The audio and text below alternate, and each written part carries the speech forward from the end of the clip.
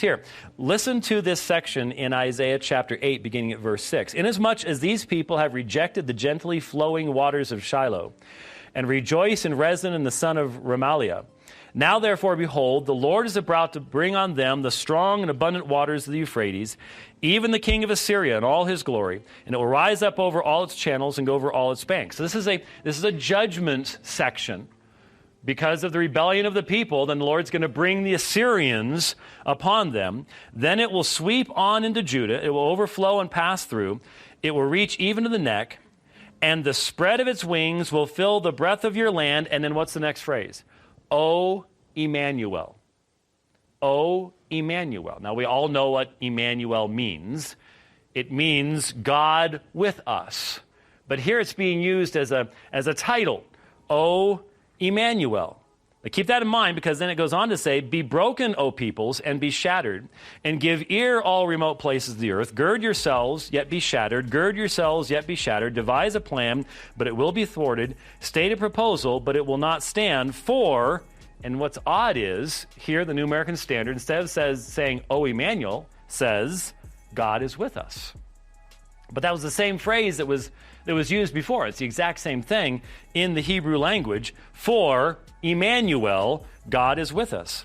For thus, Yahweh, and I hope we all recognize LRD in all caps is the Tetragrammaton, the four-letter covenant name of God. For thus, Yahweh spoke to me with mighty power and instructed me not to walk in the way of this people, saying, you are not to say it is a conspiracy in regard to all this that this people call a conspiracy. And then listen. And you are not to fear what they fear or be in dread of it. That's what you have in 1 Peter 3:14. It is Yahweh of hosts whom you should regard as holy. It is Yahweh of hosts whom you should regard as holy. So in the original text of Isaiah chapter 8, you have this discussion. And remember what we had in Isaiah 7. Remember Isaiah 7:14? There is Emmanuel found there. All the way through chapter 11, you're going to find significant uses of this phrase, Emmanuel. And then right here, Peter decides to draw from the Greek translation of the Old Testament. And he says, you are not to fear what they fear or be in dread of it, but it is Yahweh of hosts whom you are to regard as holy. Now compare what Peter then does with that. As Kurios, the Christ, the Messiah, you are to regard as holy in your hearts. So here, just as we have in the expanded fulfillment of the Shema in 1 Corinthians 8:6, now we have the apostolic expansion of this Old Testament passage with application to the Messiah. And so we are told that we are to set apart as holy, to consider as holy in our hearts, Kurion, the Greek translation of the Old Testament. They did not put the Hebrew Tetragrammaton in. They didn't put Yahweh in. Instead, they rendered that by the term Kurios, or Lord. And so that's why that Lord and sanctify, if we had some way of showing it, and the American Standard should be all blocks or italics or however else we're doing it, those words are coming directly out of the Greek Septuagint. And Peter intends his audience to know this and to recognize that what he's doing is he's taking a command that was given to the people in Isaiah chapter 8, and it's still an abiding command now, but it's even more understandable because there's been this revelation that God has made of himself. And what he's saying is that we should sanctify Yahweh. But then what does he do? He has kurion, which is in the accusative, and ton Christon, which is in the accusative. We are to sanctify Christ as kurios, as Yahweh. This is one of those many texts that we have in the New Testament, where the New Testament writers take Old Testament texts that were specifically about the covenant God of Israel, Yahweh himself, and they apply that to Jesus in a way that simply could not be applied to any representative of Yahweh or anything else. That's the way that, by the way, Unitarians get around this. This group of internet Unitarians that are out there, the way they try to get around the testimony to Jesus as Yahweh is that, well, Jesus is the representative of Yahweh. But That doesn't work, for example, in Hebrews chapter 1, where Jesus is described as being immutable, the immutable, unchanging creator of all things. Hebrews chapter 1, verses 10 through 12, quoting from Psalm 102, 25 to 27. And it doesn't work here either.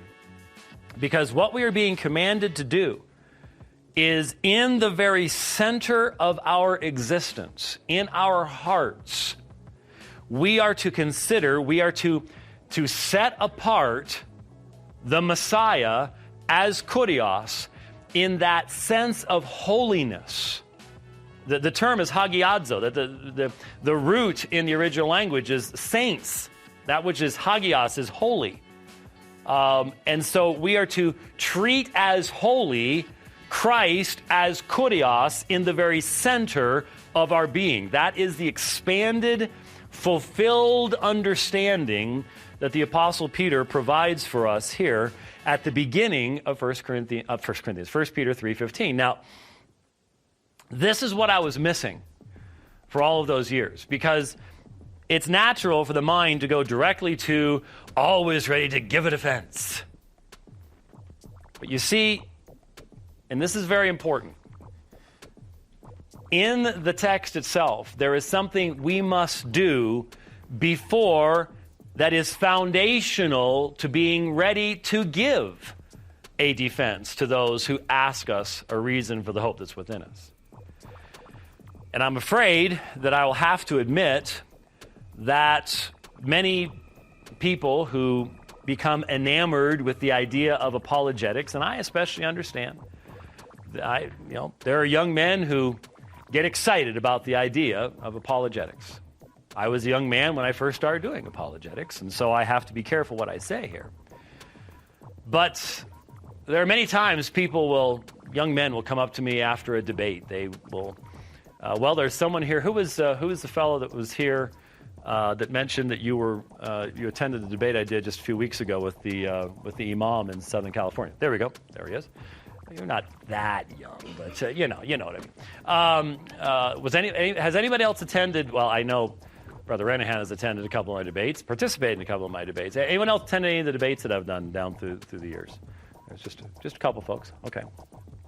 How about seeing some of them on YouTube? There we go. Okay, that's there you go. Sometimes people will come up to me after a debate, and they're all excited. And they go, I want to get involved in apologetics. I want to become an apologist. What should I do? And I'll be perfectly honest with you. Pastorally, I throw a bucket of ice water